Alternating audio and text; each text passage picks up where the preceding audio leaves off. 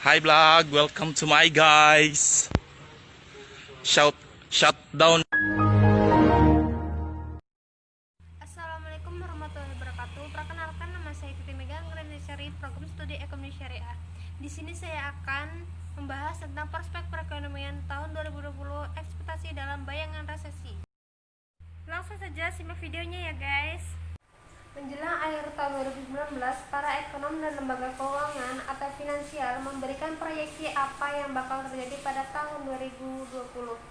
Sekilas terpapar harapan, mestinya perekonomian 2020 akan lebih baik di tahun ini, atau minimal sama, meski tidak bisa diharapkan untuk bertumbuh luar biasa seperti ketika terjadi komoditi booming pada beberapa tahun silam.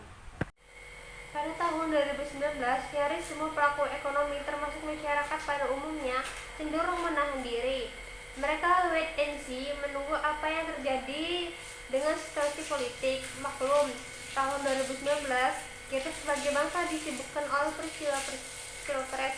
Sebagai bangsa besar dan heterogen dengan aneka partai dan golongan, momentum tahun pilpres selalu mengurus energi, menimbulkan ketidakpastian plus kecemasan di kalangan pelaku ekonomi dan bisnis, terutama pengusaha besar, pemilik belaan negara. Sorry ya guys. Namun untuk tahun 2020, konsentrasi bangsa ini yang terus disemangati rezim Joko Widodo dan Ma'ruf Amin akan lebih terarah pada pembangunan.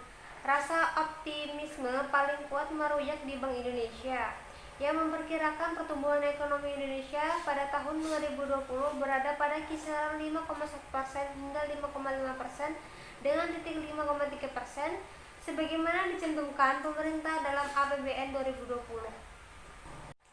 Selain faktor-faktor internal di atas, yang tidak bisa diabaikan adalah faktor eksternal atau global. Tentu saja, faktor global yang sudah dikalkulasi dan masuk dalam rangka proyeksi adalah perang dagang antara Cina dan Amerika Serikat. Hanya saja mesti harus dihitung juga secara jeli dampak lanjutan dari pengaturan ekonomi dua raksasa dunia yang bisa berujung pada resesi ekonomi global. Kita tidak bisa memastikan apakah resesi akan terjadi atau tidak. Tidak semua ekonom memiliki respon yang seragam soal ini. Namun menutupi tulisan ini, saya ingin kita mengancamkan pendapat dari Noel Roubini. Dialah ekonom yang pada tahun 2006 berdiri di depan para ekonom IMF dan mengatakan bahwa AS tidak lama lagi akan menghadapi kegagalan kredit properti. Banyak yang tidak percaya, namun ternyata demikianlah yang terjadi. Pada pidato kedua pada tahun 2008, dia berbicara soal krisis keuangan, dan kali ini semua orang memperhatikan dia. Kecemasan yang sama juga diungkapkan oleh Direktur Pelaksana IMF, Christina Georgieva, tentang dahsyatnya dampak perang dagang antara AS Cina. Efek kumulatif perang dagang dapat mempengaruhi output PDB global sebesar 700 miliar atau 0,8 PDB dunia tahun 2008. Tentu saja belum bisa dipastikan akan terjadi resesi, namun sebuah peringatan dini bagi pemerintah Indonesia bahwa proyeksi yang ditetapkan berdasarkan harapan-harapan bisa diberantakan bila resesi global itu benar-benar. Keyakinan itu berdasarkan pada permintaan domestik, konsumsi, dan investasi yang tercatat di sejumlah wilayah di Indonesia yang ditopang faktor-faktor pendorong pertumbuhan ekonomi seperti inflasi yang percaya akan berada di posisi 3,1% pada tahun 2019. Bahkan pada tahun 2020, Bank Indonesia juga memprediksi inflasi akan berada sasaran 3% plus minus 1%.